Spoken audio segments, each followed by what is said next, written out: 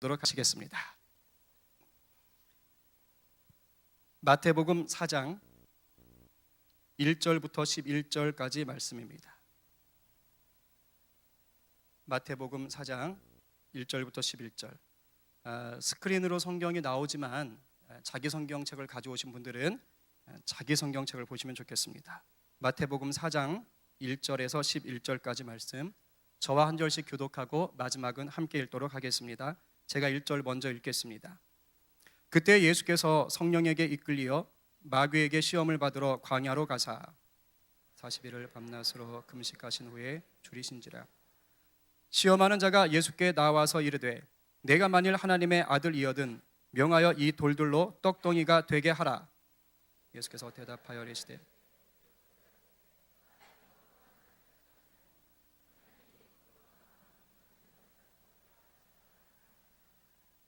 이에 마귀가 예수를 거룩한 성으로 데려다가 성전 꼭대기에 세우고 뛰어내리라 기록되었으되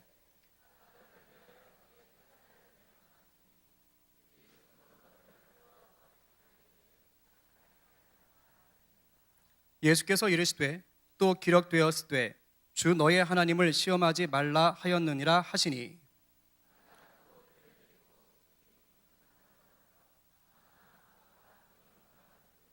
이르되 만일 내게 엎드려 경배하면 이 모든 것을 내게 주리라.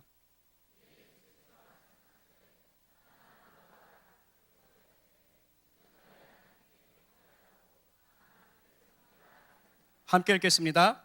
이에 마귀는 예수를 떠나고 천사들이 나와서 수정드니라. 아멘. 아멘. 친밀함 시리즈 두 번째 시간입니다. 친밀함을 방해하는 유혹 어떻게 이길 수 있는가에 대해서 우리가 함께 말씀으로 은혜 받기를 원합니다. 우리가 종종 막장 드라마라는 말을 많이 듣게 됩니다. 들어보셨죠? 막장 드라마. 무슨 뜻입니까? 드라마의 내용이 건전하지 못할 때 하는 말이지요. 그런데 막장 드라마에서 주로 다루는 소재가 불륜입니다. 불륜. 이 불륜이 뭔가요? 부부 사이가 사랑이 깨지는 겁니다. 왜 깨지죠? 부부 사이에 유혹이 끼어들기 때문입니다. 그 유혹은 결국 자기 배우자를 두고서 다른 사람에게 눈을 돌리게 만들죠. 그래서 친밀함을 누리던 부부 사이가 멀어지고 결국에는 남남이 되고 맙니다. 이런 막장 드라마가 어디 부부 관계만 있겠습니까? 부모와 자식 간의 그 친밀함을 깨기도 하고 형제 자매들 간의 친밀함을 깨기도 하고 친구와의 친밀함 등도 깹니다. 뭘로 깹니까? 돈이나 권력이라는 유혹 앞에서 그 친밀함들이 허무하게 망가지고 맙니다. 요즘 우리 국민과 정권과의 관계도 막장 드라마죠. 국민과 친밀한 관계를 맺기 위해서 애써 주셔야 할 몇몇 분들이 그만 돈과 권력의 유혹에 넘어가 버렸습니다. 이런 막장 드라마도 없는 것 같습니다. 그렇다면 오늘날 우리가 누리는 하나님과의 관계는 어떠십니까? 안타깝게도 이 역시 거의 막장 드라마 수준으로 치닫고 있습니다. 하나님과 풍성한 친밀함을 누리며 우리가 이 세상에서 소금과 빛의 생활을 해야 그게 정상인데 그런 모습이 많이 안 보여요. 여기 계신 분들만 빼고 맛을 잃어가는 정도가 아니라 아예 부패해서 악취가 납니다. 연약한 촛불도 100만 개가 모여서 큰 빛을 내고 있는 이 시대 속에 세상의 빛이 될 우리는 지금 꺼져가는 촛불처럼 희미할 뿐입니다. 이게 다른 사람 얘기가 아닙니다. 바로 제 얘기고 또 부정하고 싶지만 여러분들의 얘기일 수도 있고 우리가 저마다 섬기고 있는 교회의 얘기일 수도 있고 한국 교회의 얘기일 수도 있습니다. 어쩌다 이렇게 되었을까요? 그것은 마귀의 유혹에 넘어갔기 때문입니다. 마귀 유혹에 넘어가서 쓰러진 후에 다시 일어날 생각을 안 하기 때문이에요. 그런 마귀가 우리를 넘어뜨리는 그런 유혹은 뭐가 있을까요? 제일 쉽게 우리가 마귀 유혹에 넘어가는 것은 그래도 뭐니 해도 먹고 사는 문제입니다. 생존과 연결된 유혹 앞에서 우리는 쉽게 무너집니다. 그리고 마귀가 우리를 유혹하는 또 하나가 있는데 신앙과 관련된 것이지요. 내가 내 만족을 위해서 하나님을 이용하라고 유혹을 합니다. 그래서 무너집니다. 그리고 가장 치명적인 유혹이 있는데 그게 뭐냐? 그건 첫사람 아담이 당했던 유혹입니다. 바로 자신이 하나님의 자리까지 높아지려는 탐욕이지요. 교만이라는 그 유혹 앞에서 정말 수많은 성도들과 교회가 무릎을 꿇어버렸습니다. 이런 세대 속에서 오늘 말씀은 우리에게 귀한 깨달음과 도전을 줍니다. 성령께서 교회에게 하시는 말씀으로 이 시간 듣고 변화되는 시간 되기를 주님의 이름으로 간절히 바랍니다. 우리 앞뒤 좌우에 계신 분들에게 이렇게 축복합시다. 듣고 깨닫고 반응하고 변합시다. 네, 눈을 좀 보세요. 엉뚱한 데 쳐다보지 마시고 다시 한번 또 다른 분에게 듣고 깨닫고 반응하고 변합시다. 그런 밤이 될 줄로 믿습니다. 아멘. 오늘 본문은 바로 앞에 있는 본문하고 연결이 되고 있어요. 예수님께서 요단강에서 세례를 받았습니다. 세례 요한의 세례를 받았지요. 그리고 그 현장에 바로 성령이 비둘기같이 임했다라고 표현합니다. 그리고 소리가 나면서 이는 내 기뻐하는 아들이다 라고 하나님께서 예수님을 자기 아들로 인정해 주셨습니다. 뭡니까? 드디어 예수님께서 본격적으로 사역을 시작하는 겁니다. 예수님으로서의, 하나님의 아들로서의 본격적인 사역을 이제 시작하는 것이지요. 그런데 이 세례를 받으신 후에 곧바로 예수님이 활동을 하러 가신 것이 아니고 중요한 테스트를 한번 거치게 됩니다. 그게 세상으로 가신 것이 아니라 광야로 가신 거예요. 광야로 가셔서 40일을 금식하신 후에 이제 마귀에게 시험을 당하시는 겁니다. 근데 이상하지 않으세요? 아니, 하나님의 아들이 마귀에게 시험을 당한다? 이게 납득이 됩니까? 아니, 마귀가 감히 하나님의 아들을 시험할 상대가 됩니까? 마귀가 인간을 시험하는 건 제가 이해할 수 있겠어요. 근데 어떻게 하나님의 아들인 예수님을 시험할 수가 있단 말이에요. 그렇기 때문에 마귀가 예수님을 시험한다라는 이 장면을 허투루 넘겨서는 안 되는 겁니다. 오늘 본문 1절을 보니까 예수님께서 성령에게 이끌리어 마귀에게 시험을 받으러 광야에 가셨다, 이렇게 적혀 있어요. 그러니까 마귀가 예수님을 광야로 데려간 게 아닌 거지요. 성령님께서 예수님을 광야로 이끄신 거지요. 달리 말하면 무슨 말이에요? 예수님께서 광야에서 마귀에게 시험을 당한 것은 마귀가 한 것이 아니라 누가? 하나님께서 주도하셨다라는 뜻입니다. 마귀는 예수님을 시험할 만한 짬이 안 됩니다. 하나님께서 허락하셨기 때문에 가능한 것이지요. 그렇다면 왜 하나님께서 자신의 기뻐하는 아들인 예수님을 그 마귀한테 넘기셔가지고 시험을 받게 하셨을까요? 이게 중요한 것입니다. 그것은 예수님께서 완전한 인간으로 오신 바로 하나님의 아들이신 것을 증명하기 위해서입니다. 무슨 뜻이냐면 첫 번째로 예수님께서 우리와 똑같은 인간으로 오셔서 하나님과의 친밀함의 그 관계를 방해하는 유혹이 어떤 것들인지 손수 경험하시는 거예요. 인간의 처지에서 이게 하나님과 친밀함을 방해하는 것들이구나, 다 경험하시는 겁니다. 그리고 두 번째 뜻은 뭐냐면 모든 인간들이 겪을 수밖에 없었던 그 유혹을 예수님이 완벽하게 이기시는 거예요. 완벽하게. 그래서 하나님의 아들로 오신 완전한 인간인 것을 드러내는 것이지요. 예수님은 우리와 똑같은 인간이셨지만 동시에 우리와는 질적으로 다른 하나님의 아들이셨습니다. 그래서 예수님은 우리가 당할 수 있는 이 유혹을 친히 겪으셨고 또 이기셔서 우리에게 본이 되고 계신 거예요. 쉽게 말하면 하나님과 가장 친밀한 사이를 누리셨던 그 예수님께서 이제 광야 시험을 통해서 우리가 하나님과 친밀함을 누리기 위해서는 어떤 삶을 살아가야 되는지 그것을 친히 보여주신 것입니다. 이제 우리는 하나님과의 친밀함을 방해하는 세 가지 유혹을 이겨내시는 예수님을 만나게 될 것입니다. 오늘 이 말씀이 우리의 심령 깊은 곳을 만지고 하나님과 더 친밀함을 누리게 하는 그런 기쁨까지 나아가기를 주님의 이름으로 축복합니다. 우리 옆 사람에게 다시 한번 진심으로 축복합시다. 오늘 이 밤 하나님과 더 깊은 친밀함을 누리세요.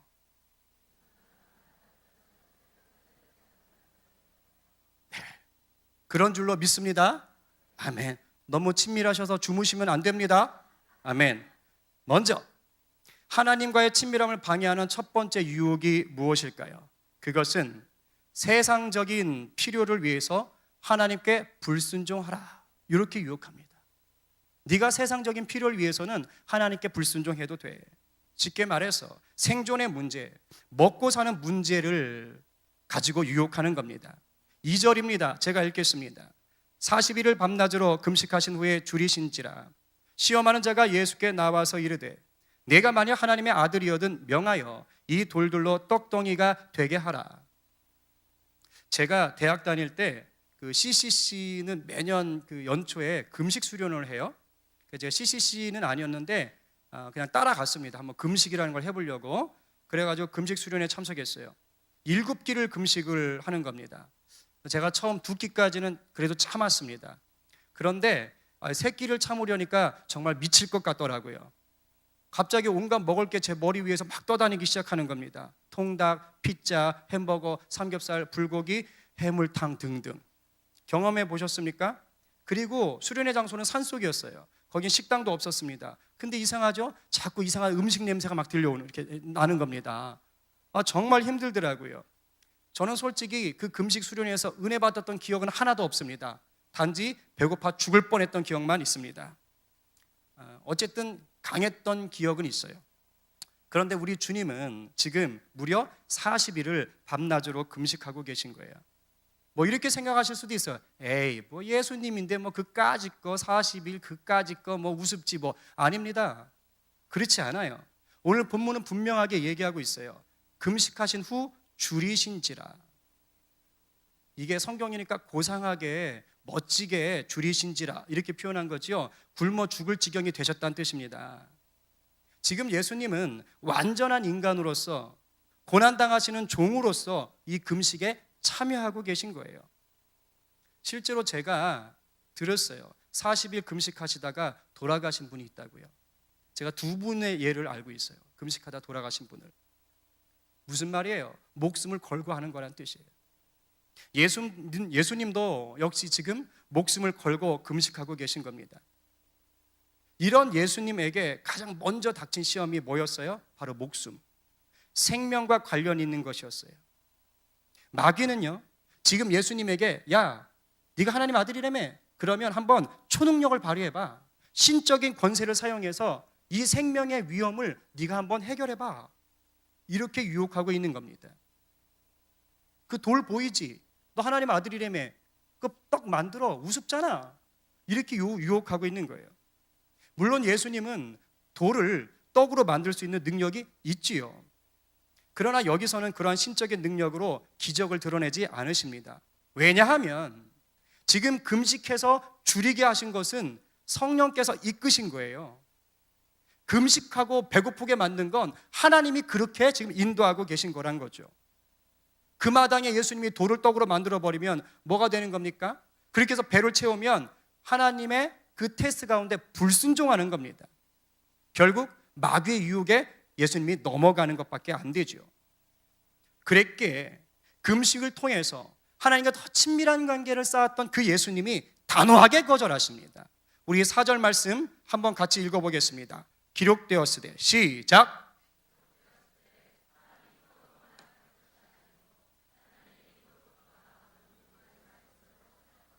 아멘. 이것은 예수님의 창작이 아닙니다. 구약의 신명기 8장 3절의 말씀을 인용하신 거예요. 생명을 걸고 금식하신 예수님은 인간의 생명보다 더 중요한 것이 무엇인지를 분명히 아셨습니다. 물론 인간이 살기 위해서는 음식을 먹어야 된다는 걸 잘 아셨어요. 그래서 예수님도 아까 뭐라고 그랬어요? 떡으로만 살 것이 아니요. 무슨 말이에요? 떡도 필요하다 이 뜻입니다. 그러나 그 다음에 뭘 얘기하는 거예요? 그러나 네 목숨을 위한 떡보다 더 중요한 것이 있어. 그것은 생명의 주관자이신 하나님 안에 거하는 거야. 바로 예수님이 이것을 말씀하시는 거예요. 그런데 우리 인간들은 대부분 생명 자체에 집중을 합니다. 생존의 문제에 집중한다고요. 세상적인 필요에 더 집중을 합니다. 그거 아세요? 최근 한 2번, 3번에 걸쳐서 나왔던 대통령 후보들 또는 국회의원들 죄다 제일 먼저 부르짖는 게 뭡니까? 경제입니다. 경제. 돈이라고요. 먹고 사는 거 자기가 해결해 주겠다고 그렇게 떵떵거리면서 공약을 해댔지요. 그런데 결과는 뭡니까? 안 됩니다. 잘 안 돼요. 오히려 이 먹고 사는 문제 때문에 늘 시험에 들고 무너졌습니다. 그러나 하나님은 분명하게 말씀을 하십니다. 이봐, 진짜 행복은 생명 자체에 있지 않아. 어디에 있어? 하나님의 말씀에 있다. 말씀으로 천지를 창조하신 하나님께서 말씀으로 우리의 생명도 이어가게 하시는 줄 믿습니다. 결국 우리가 무엇을 먹을까, 무엇을 입을까 걱정할 필요가 없다라는 거예요. 먼저 그의 나라와 의를 구하면 천지를 창조하신 하나님께서 너 책임질게 이렇게 확증하신다는 것입니다.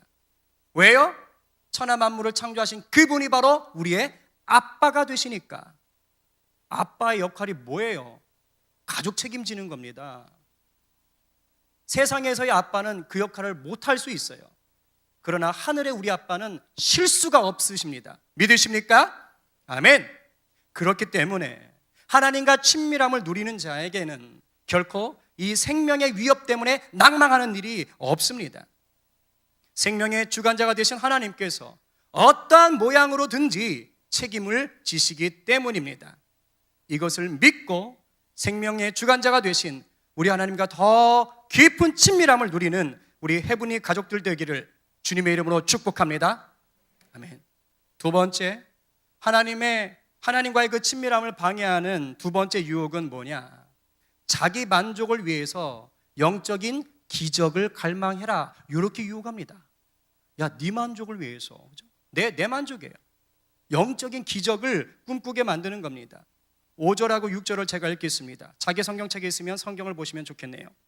이에 마귀가 예수를 거룩한 성으로 데려다가 성전 꼭대기에 세우고 이르되 네가 만약 하나님의 아들이어든 뛰어내리라.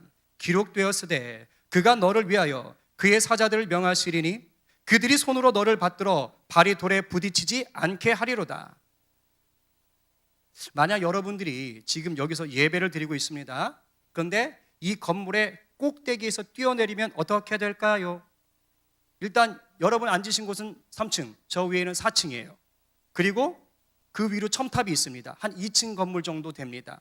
그러면 6층 정도 높이가 되지요. 자, 다 올라가세요. 올라가셨죠? 뛰세요. 어떻게 됐을까요? 죽어요. 좀 끔찍하긴 합니다. 예, 어쨌든 죽든가 아니면 어디가 부러지거나 머리가 깨지겠죠. 만약에 딱 떨어졌는데 잘 뛰어내렸는데 아무런 상처가 없어. 멀쩡해. 이건 정상적인 게 아니에요. 이럴 때 우리가 뭐라 그래요? 오, 기적이다. 오, 하나님이 역사하셨다. 하나님이 받아주셨다. 이렇게 얘기하는 거예요. 그러니까 성전 꼭대기에서 뛰어내리면 근데 그걸 뭐라는 거예요? 받아줄 거라는 겁니다. 근데 우리가 살다 보면 이런 기적이 필요할 때가 정말 있어요. 우리가 기적을 기대하며 살 때가 있습니다. 예를 들면 이런 거죠. 진짜 기적. 피서 갔는데 갑자기 계곡에 급류가 왔어. 그래서 거기 휩쓸렸어. 떠내려가고 있어. 어떻게 해야 돼요? 기적이 필요하죠. 정말 기적이 필요합니다. 등산하다가 낭떠러지에 지금 걸렸어. 그때 뭐가 필요해요? 기적이 필요한 거예요. 삶 속에서도 기적이 필요합니다. 우리 사업하시는 분들 어음을 막아야 되는데 도저히 어음을 못 막아. 그래서 사업이 곧 망할 것 같아. 그때 뭐합니까? 주여, 기적이 필요합니다. 붙잡게 됩니다. 병에 걸렸어요. 그런데 치료할 방법이 없답니다. 약이 없답니다. 그런 분들 꽤 있더라고요. 그럴 때 우리가 기도하면서 구하는 게 뭡니까? 기적이 필요합니다. 기적이 필요할 때가 많습니다. 어디 이뿐이에요? 영적인 기적도 구하죠. 저 같은 목사나 또는 교회 장로님이라든가 권사님들 또는 교회에 봉사자로 섬기면서 내심 기대하는 게 뭐예요? 나에게 영적인 능력. 그게 좀 있으면 좋겠다. 그래서 내가 막 손을 얹으면 막 귀신이 떠나가고 막 아픈 사람이 막 일어나고 막 그런 게 있으면 좋겠다. 뭔가 초월적인 어떤 그런 영적인 능력과 기적을 좀 내가 발휘하면 좋겠다. 어떤 분들은 아예 떼를 쓰고 하나님 앞에 기도하더라고요. 주세요 하면서. 제가 그런 분들도 봤습니다. 그런데 문제는 뭐예요? 이렇게 구하는 것들이 대부분 뭐냐? 하나님의 영광이 아니라 내 만족인 거예요. 당장 내가 급해서, 내가 잘 살려고, 내가 잘 나가 보려고 그 영적인 기적들, 영적인 파워를 구하고 있는 것이죠. 지금 마귀가 예수님에게 유혹하는 게 바로 이겁니다. 만약 예수님이 마귀의 말을 듣고 성전 꼭대기에서 뛰어내렸다, 그러면 어떻게 될까요? 예수님께서는 하나님의 만족과 하나님의 영광을 위해서 일을 하신 게 아니라 자기 만족을 위해서 일한 게 되는 겁니다. 내 만족 위해서 나를 죽음의 위험에서 벗어날 그 기적을 누구한테 요구하는 거예요? 하나님 앞에 요구하는 것이 됩니다. 그래서 이것이 하나님을 시험하는 게 되는 것이죠. 예수님은 이것을 정확히 아셨어요. 그래서 7절에서 신명기 6장 16절 말씀을 인용하시면서 이렇게 얘기합니다. 우리 7절 말씀 함께 읽어보겠습니다. 시작. 아멘. 그렇습니다. 고난의 종으로 이제 막 사역을 시작하신 예수님은 그 고난을 피해가려고 하지 않으셨어요. 그래서 자기의 만족을 구한 것이 아니라 철저히 하나님의 뜻이 어디에 있는지를 알고 계셨습니다. 예수님이 십자가에 달리시기 전날 밤 무슨 동산에 가셨는 줄 아세요? 에덴 동산 이러면 큰일 납니다. 무슨 동산이었을까요? 겟세마네 동산에 가셨어요. 그리고 거기에서 치열하게 기도하셨죠. 그때 인간이신 예수님도 두려우셨을까요? 안 두려우셨을까요? 두려웠어요. 그래서 뭐라고 기도하십니까? 아빠, 무서워요. 이 잔을 내게서 걷어주세요. 십자가가 무섭다는 얘기입니다. 어지간하면 피해가고 싶으셨던 거예요. 그런데 그 다음에 뭐라고 하셨어요? 그러나 내 원대로 하지 마시고 아버지의 원대로 하세요. 아버지의 뜻대로 하세요. 예수님은 사역을 시작하는 그 첫 시간부터 죽으시는 그 마지막 시간까지 오로지 누구의 뜻만을 추구하셨습니까? 하나님의 뜻만을 추구하셨습니다. 끝까지 하나님의 뜻에 순종하기 위하여 살아가셨어요. 우리 해분이 가족들 역시 내 뜻이 아니라 하나님의 뜻만을 구하는 성도들 되기를 주님의 이름으로 축복합니다. 그런데 여기에서 우리가 눈여겨볼 것이 하나 있어요. 마귀가 있지 않습니까?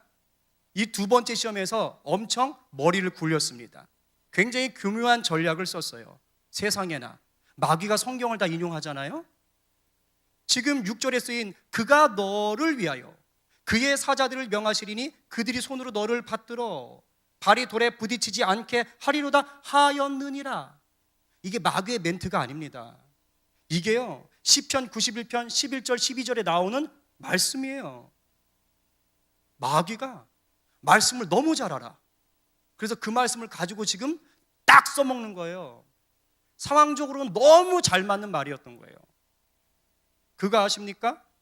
마귀가 가끔은 이렇게 홀리한 방법으로 우리를 유혹합니다. 마귀가 우리를 유혹하는 게요 세상적인 방법, 악한 방법만 있는 것이 아니에요. 때로는 정말 너무도 거룩해 보이고 너무도 신앙적으로 보이는 그 방법들로 우리를 유혹해서 무너뜨립니다. 이단이 쓰는 게 대표적이잖아요. 성경책 딱 뒤밀고 이 뜻이 뭔지 아세요? 이렇게 물어보는 거잖아요. 얼마나 많은지 모릅니다. 우리의 삶 속에서도 이런 게 굉장히 많아요. 혹시 자기 만족을 위해서 성경 이용하고, 그죠? 밑에 있는 직분자들에게 또는 이렇게 회사 직원들에게 죽도록 충성하라 이런 거 있잖아요. 그죠? 하나님의 뜻이 아닌 거예요. 자기 만족 위한 겁니다. 그죠? 자녀들에게 성경 이용하는데, 그죠? 이렇게 위협하려 많이 있어요. 내 만족을 위해서 교회 직분을 이용하고, 내 만족을 위해서 기도를 이용하고, 이런 것들이 다 이 두 번째 유혹에 걸려 넘어가는 것입니다. 비록 나에게 맡겨주신 사역이, 나에게 맡겨주신 직장이, 나에게 맡겨주신 공동체가, 내가 맡고 있는 나의 삶이 힘들고 괴로울지라도 하나님의 뜻을 위해서라면 기꺼이 순종할 수 있어야 되는데 그게 쉽지 않은 것이죠. 친밀함은 있잖아요. 내 만족을 생각하는 게 아닙니다. 친밀함은 나보다 상대를 좀 더 배려해요. 나와 상대가 함께 행복할 수 있는 것이 무엇인가를 생각하는 겁니다. 여러분은 어느 쪽에 있으십니까? 우리 모두 하나님의 뜻에만 순종하면서 참 행복감을 누릴 수 있는 주님의 가족 되기를 간절히 축원합니다. 끝으로 하나님과의 친밀함을 방해하는 세 번째 유혹이 뭘까요? 그것은 성공이라는 탐욕을 위해 하나님을 버려라, 이 유혹입니다. 네가 성공해야지, 네가 가장 높은 곳에 올라가야지. 오늘 보면 8절과 9절에 이렇게 써 있습니다. 마귀가 또 그를 데리고 지극히 높은 산으로 가서 천하 만국과 그 영광을 보여 이르되 만일 내게 엎드려 경배하면 이 모든 것을 내게 주리라. 저는 참 놀랐어요. 마귀가 지금 예수님에게 온 세상을 주겠답니다. 세상의 부와 명예와 권력을 다 주겠답니다. 예수님을 세상의 신으로 등극시켜 주겠답니다. 그런데 조건을 달지요. 마귀 자기한테 엎드려 경배하랍니다. 무슨 말 하는 거예요? 마귀가 감히 하나님의 아들에게 자기를 숭배하라고 지금 요구하고 있는 겁니다. 이게 될까요? 정말 이 마귀의 속삭임은 인간이라면 넘어가겠죠. 왜요? 태초의 인간이었던 아담도 이 전략에 넘어갔거든요. 뱀이 하와를 유혹할 때 써먹은 전략하고 똑같거든요. 야, 이거 먹어봐. 이거 먹으면 네 눈이 밝아져서 하나님처럼 될 거야. 결국 마귀의 이 유혹은 어떤 자리를 넘보게 하는 거예요? 세상의 왕, 최고, 하나님의 자리까지 올라가도록 만드는 겁니다. 근데 제가 이 말씀을 묵상할 때 아무리 생각해도 이상했어요. 왜냐하면 하나님의 아들을 이미 예수님은 천하만국의 왕이시잖아요. 만국의 영광을 다 누리시고 계시잖아요. 예수님도 이것을 잘 아셨을 것 같아요. 근데 왜 유혹에 넘어갔지? 아니, 넘어간 건 아니죠. 왜 이런 유혹을 했을까? 그 이유가 있습니다. 지금 광야에 있는 예수님은 아직 마귀가 얘기하고 있는 그 세상의 온 천하의 영광을 누리는 단계가 아니에요. 이제 막 요단강에서 세례를 받으신 예수님은 고난의 종으로 사역을 시작하려는 그 찰나에 있는 겁니다. 철저히 십자가의 고난을 향해서 달려가는 이제 그 출발선에 서 계신 겁니다. 그래서 마귀가 유혹을 하는 거예요. 너 지금 고생길 열렸어. 너 이제 큰일 났어. 야, 그냥 피해 가. 나한테 한번 절하면 그냥 깨끗이 끝내줄게. 영광 다 줄게. 왜 이 고생을 하려고 그래? 이렇게 얘기하고 있는 겁니다. 그러나 예수님은 분명히 아셨어요. 아, 내가 아직 영광을 누릴 때가 아니구나. 요한복음에 보면 그런 말씀이 나옵니다. 십자가 죽음 이후에, 부활하신 이후에야 그 영광을 누릴 수 있게 된다는 것을 예수님이 잘 아셨어요. 이렇게 영적인 분별력을 가지신 예수님은 다시 한번 신명기 6장 13절 말씀을 이용해서 마귀를 보기 좋게 대적합니다. 우리 10절 말씀 힘있게 한번 읽어보겠습니다. 사탄아, 시작. 사탄아 물러가라. 기록되었을 때 주 너의 하나님께 경배하고 다만 그를 섬기라. 아멘. 오늘을 사는 우리 성도들에게 가장 치명적인 유혹이 뭐예요? 성공입니다. 성공. 그 성공을 향한 탐욕이에요. 세상에서 내가 하나님과 좀 같은 권세를 누려보아야겠다. 그래서 우리는 이 성공을 위해서 하나님이 아닌 것들에게 자꾸 고개를 숙입니다. 돈의 고개를 숙이고 권력자들에게 고개를 숙이죠. 인본주의니 자본주의니 국가주의니 하는 그런 이념들에게 또 고개를 숙입니다. 결국 그것들이 우리의 우상이 되지요.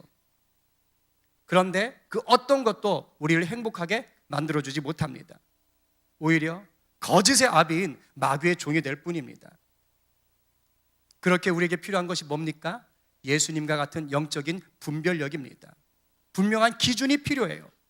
오늘 말씀에서 예수님이 그 기준을 알려주십니다. 예수님이 세 가지 유혹을 다 뭘로 이기셨습니까? 말씀, 맞습니다. 말씀으로 이기셨어요.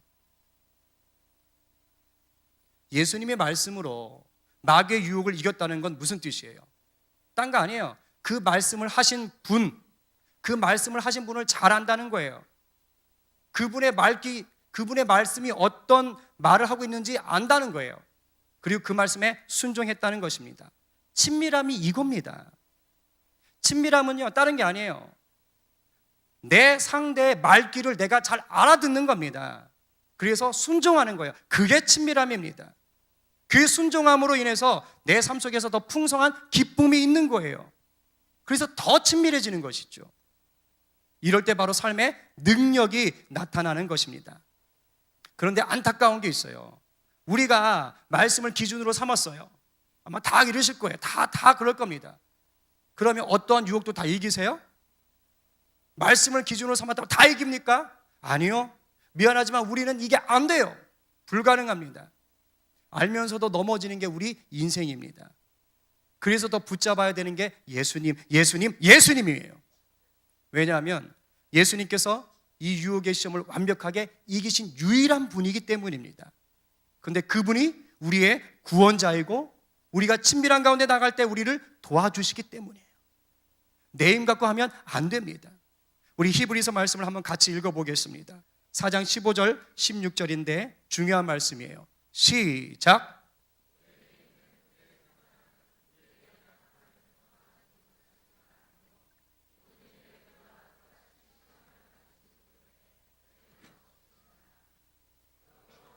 긍휼하심을 받고 때를 따라 돕는 은혜를 얻기 위하여 은혜의 보좌 앞에 담대히 나아갈 것이니라. 아멘. 우리가 은혜의 보좌 앞에 머물면 되는 거예요. 어차피 우리가 최후 승리를 얻는 그날까지는 이 세상 속에서 지고 이기고를 반복해야 됩니다. 우리는 예수님처럼 퍼펙트하게 이길 수가 없는 존재예요. 그러나 우리가 주님하고 친밀함을 누리면 비록 지고 이기고 할 때 그 지고 하는 순간들이 있어도요, 빨리 일어나는 거예요. 이게 중요한 겁니다. 내가 친밀함을 누리면 내가 마귀한테 질 것 같을 그 순간에 하나님이 담대하게 하시고 주님께서 지혜를 부어주시는 겁니다. 혹가다 실수할 수 있습니다. 연약해서 넘어질 수 있어요. 그러나 우리가 친밀한 가운데 있으면 주님이 다시 일으켜 주시는 겁니다. 그리고 다시 안아주시는 거예요. 이게 바로 뭡니까? 은혜라는 거예요. 은혜. 우리에게 이게 없으면 못 살아요, 세상을. 왜? 넘어질 수밖에 없으니까. 이 은혜를 누리기 위해서 우리가 매 시간마다 구하는 게 결국 뭐였습니까? 성령님이었던 거예요. 성령님의 이끌리요. 예수님처럼 성령님의 이끌리요. 우리가 성령 안에 있을 때만이 말씀을 분별하여 내 것으로 삼을 수가 있습니다. 우리가 성령에 이끌릴 때만이 말씀의 능력이 내 것이 됩니다. 이게 진짜 성도가 하나님과 누리는 친밀함이 되는 것이지요. 성령 안에서 말씀의 능력을 누릴 때, 그때 비로소 나를 유혹하고 있는 그 마귀를 향하여 예수님처럼 당당히 선포할 수 있는 거예요. 사탄아, 물러가라. 기도 좀 하시는 분들은 알 거예요. 내가요, 성령으로 충만해져 있지 않잖아요. 그러면 대적을 못합니다. 쫄아요. 무섭습니다. 그러나 내가 기도로 무장하고 말씀으로 무장해 있잖아요. 안 무섭습니다. 어디서 그런 대범함이 나오는지 눈을 부릅뜨고 따라가라! 외칠 수가 있는 것입니다. 오늘 이곳 헤브닝 워십에 모인 우리 모두가 성령 안에서 말씀의 능력을 체험하기를 간절히 바랍니다. 그래서 하나님과 깊은 친밀함을 누리시기 바랍니다. 세상의 필요 앞에 굴복하지 않고 내 만족을 위해서 하나님을 이용하지 않고 세상 성공을 위해서 우상을 숭배하지 않는 그러한 성도들이 되시기를 주님의 이름으로 축복합니다. 그럴 때 어떤 은혜가 있는 줄 아세요? 오늘 본문처럼 마귀가 떠난 곳에 누가 왔습니까? 천사들이 와서 수종들었어요. 우리가 친밀함을 누리며 말씀으로 승리하며 나아갈 때 우리에게 하나님이 보내신 천사들이 함께할 줄로 믿습니다. 아멘. 오늘 밤이 그런 밤 되기를 원하며 우리 시간 찬양하고 기도하겠습니다.